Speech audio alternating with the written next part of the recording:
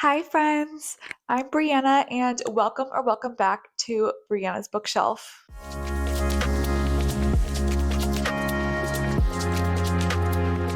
Today, we are going to be starting a reading vlog. This is going to be part two of my Escape the Readathon reading vlogs.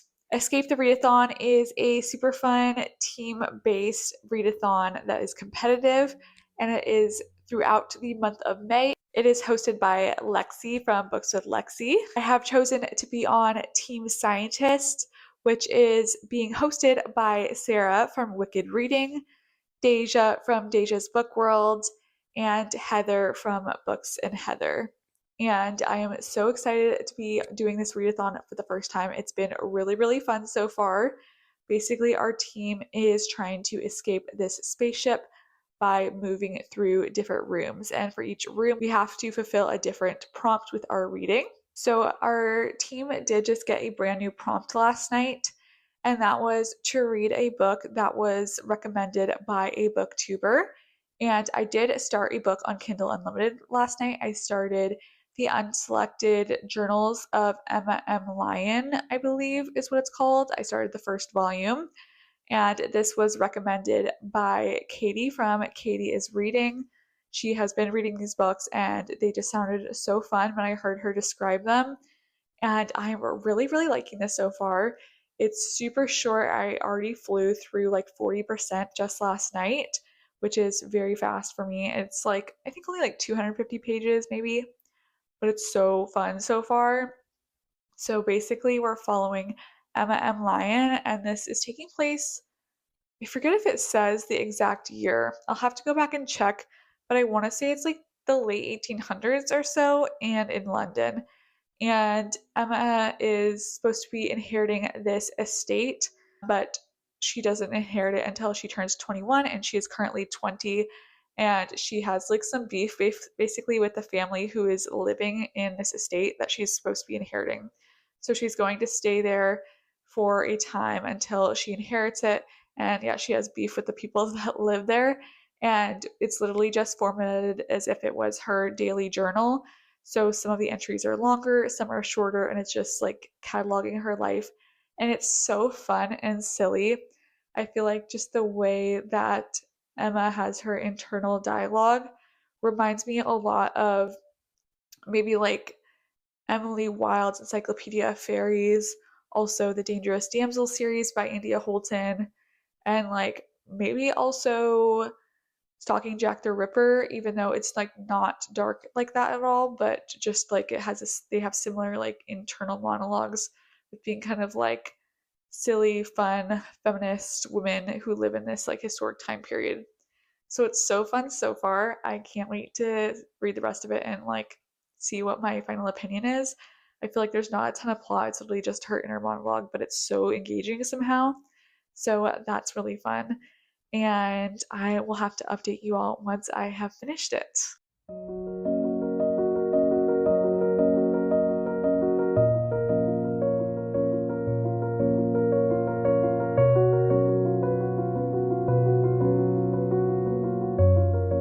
Hi, vlog. I have a quick update for you.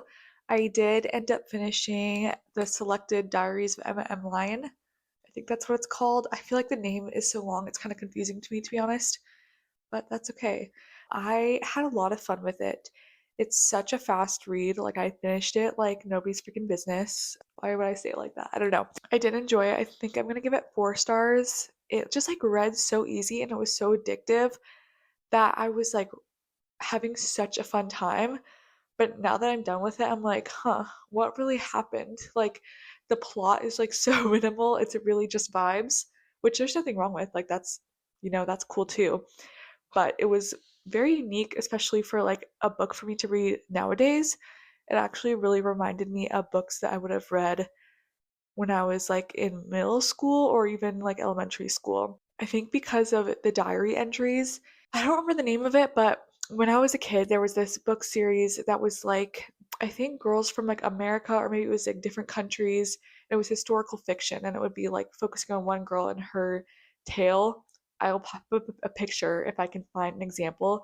I don't think I read a ton of those, so I don't have like the best knowledge of it, but for some reason it's kind of reminding me of that. Just like maybe the historical, I'm feeling like a slightly like younger female vibe, even though Emma is, I think, 20 in this book and about to turn 21. But it just like reads a little bit younger in a way. And yeah, it was just super fun and very nostalgic. I would definitely consider continuing. I think it's like so addictive. It's definitely something that I would pick up if I was in a reading slump or just needed something quick, you know? Okay, it sounds like my neighbors have started weed whacking, so I will wrap this up quickly here. But I am about to go on vacation. I'm going to Hawaii for my best friend's wedding, and I couldn't be more excited. I'm gonna have the best freaking time. I'm so excited, but it's gonna be a very quick whirlwind of a trip. I'm going for just a few days.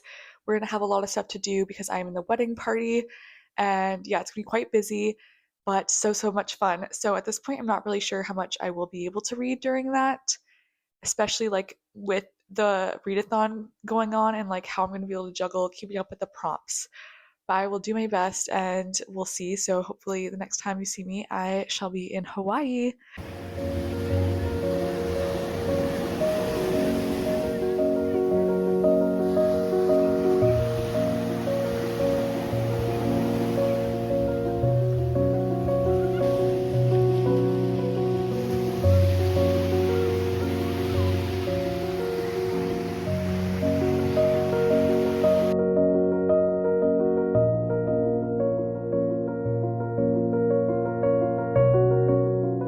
Hi, vlog. I am back from Hawaii, and surprise, surprise, I did not film any sit down clips while I was there.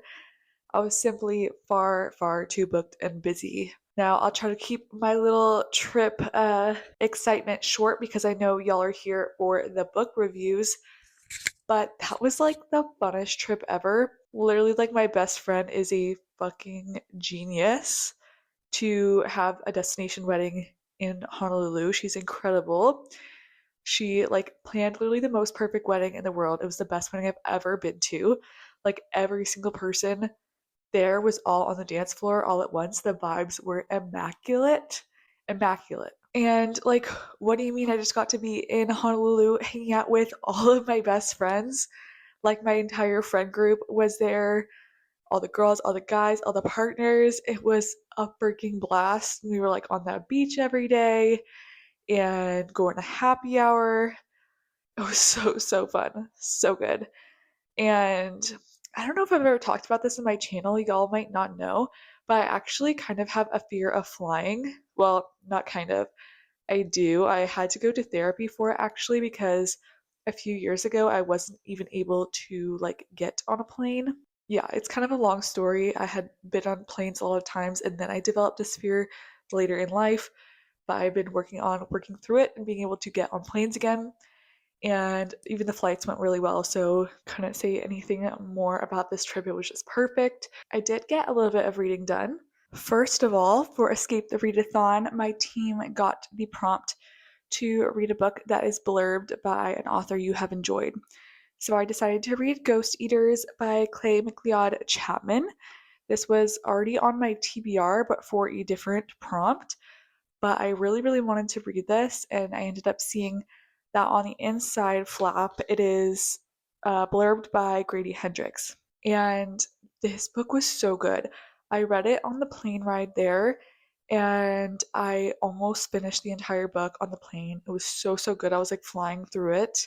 Once I got there, I was like, I got so busy, I didn't read a ton, but as soon as I had a chance, I finished it and I was obsessed. I'm giving this book 5 stars. This is one of, if not the best, horror book I have read in months. So, to give y'all a little idea of what it's about, this is a horror book that is surrounding addiction, which I think is incredibly unique. I have never read a horror book about addiction and the horrors of addiction. I think it was really well done. So, if that's a topic that's close to you, I would consider that before getting into this book. It might be a little bit challenging to read about depending on your relationship with that. Our main character, Aaron, was like basically in this friend group in college that was kind of brought together and led by this guy named Silas.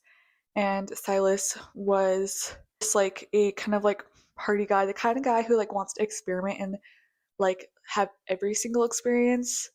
I don't know about you all, but I've definitely known people like this who are like, I want to do everything and anything, even if it's dangerous.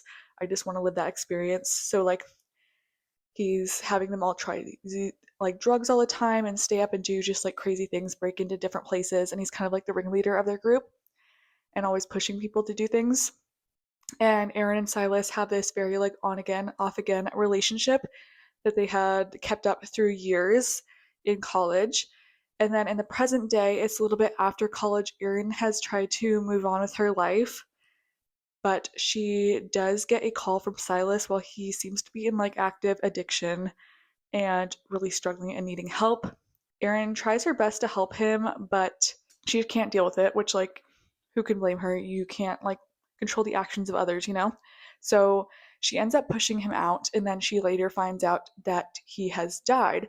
And so, of course, she feels like horribly guilty because she's like, oh God, did I kill him by not supporting him enough and then like leading to his overdose, which, girl, you did not. But I can see how people feel that way when they get in these kind of situations, you know? It's a hard place to be in. As Erin is reaching out to other friends and dealing with the death of Silas, she finds out that Silas and one of their other friends had discovered a drug called Ghost. And Ghost, when you take it, it helps you to, or lets you see the dead. Like it's kind of like almost gives you like a psychic type of experience where you are hearing the dead talk to you and stuff. And she immediately wants to try it so that she can talk to Silas. And then Erin starts to spiral deeper into addiction as she tries to continue to talk to Silas as she's dealing with her grief. So it's just an incredible, incredible story. The premise is amazing. The writing is so good. I loved the characters. I felt like it was perfectly done. Really, really good addiction and grief horror. And yeah, honestly, I don't have enough, can't think of anything else to say about this. It was just perfect and definitely scary. It gets, yeah, in the beginning, it's like kind of feels like a straightforward, like more straightforward, and then it gets gradually more scary and supernatural.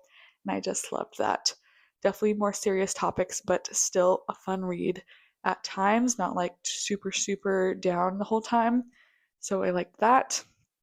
And yeah, it was a great time. After we completed that prompt, we went back 2 pages. I was continuing my read of The Second Death of Locke in the evenings, like on my Kindle, and I did end up finishing that on my flight back as well. And I did really enjoy it. I kind of struggled with my rating on this one because it was so, so good, but I had some small issues that I didn't really realize until I kind of sat with the book and thought about it more.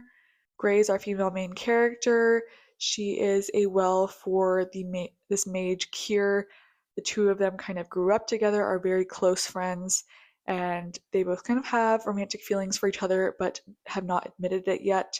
And they have gone on this quest in the army to basically get this girl who is said to be the descendant of the nation Locke, which was an island that was burned down years before and is like the source of all magic in this land. This book had really, really good yearning, and I feel like it really balanced the like magic and world building well with the romance, where I felt like it was a pretty good mix of both.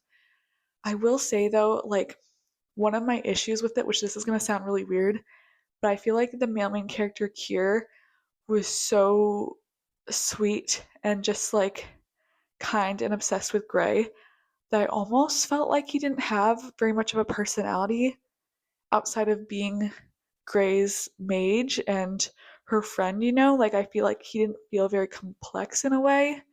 I don't know, it's like a very little thing because I still love their romance and loved both of them, but it just like kind of bugged me just like the tiniest bit that I was like, I feel like his character could have had a little bit more depth or complexity to it perhaps. Yeah, I don't know. He just like was always like obsessed with her, which okay, we want that. I don't know what I'm complaining about. It was just a vibe I got. I don't know. It was just like hard to explain, but he felt like he lacks a little bit of depth compared to Gray. So that brings you back to now. That's where I'm at post Hawaii with my reading. And at this point, very exciting. I've just found out that my team has made it to the escape pods, which is so, so exciting. That means we've almost escaped, and we're only a few short days away from the end of May. So we have to potentially escape the pod before the other teams by the end of May. So I don't know if we're going to be able to do it, but I'm very excited to try. We are now reading for pages for our final sprint here to escape. And I think that I'm going to be picking up the next book in the Windy City series by Liz Tomford to get some pages, because I did start that on the plane back and just got like the teeniest, tiniest bit into it. And so I will get to read some more of that and let you all know what I think once I get a little further in.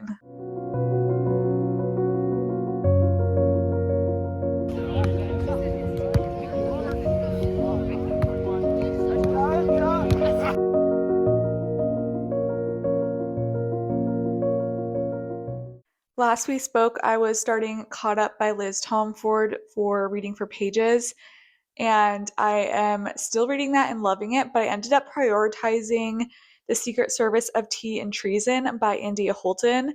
This is the final book in the Dangerous Damsels trilogy, and I ended up reading this super duper fast, so I'm actually already done. Sorry, I do not have a midway through update.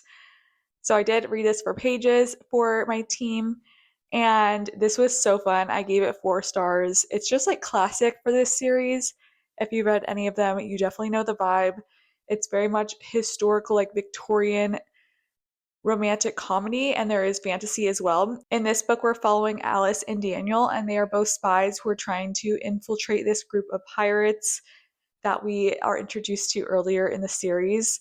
And the two of them were like super straight laced, buttoned up, and like basically are workaholics. And the dynamic between them is very funny, and getting to see them start to let loose. This is one of the few book series that can actually make me laugh out loud. I think it's hysterical, but it's also like kind of in a cringy way, but like I just love it. It's so perfect. I definitely need to get to India Holton's new series. I think it's called the Love's Academic series. That looks really good as well. I just am really, really enjoying her as an author. I think her books are so fun. So that's my quick plug for that book.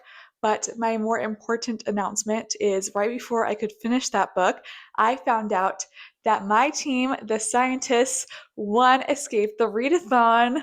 Woohoo! My team actually reached the escape pods and was able to read enough pages to get into an escape pod and escape the spaceship before all of the other teams who are now trapped in there with the aliens.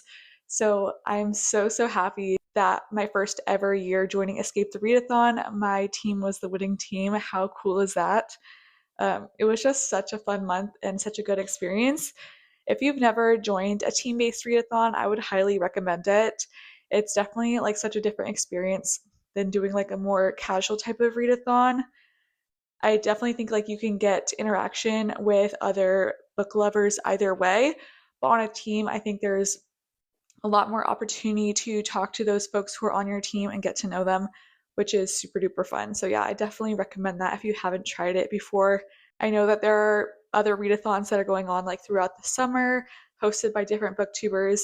I think I'm going to be taking a break from doing readathons for June. I did one in April and then May, and they were both really fun. And they both encouraged me to read more.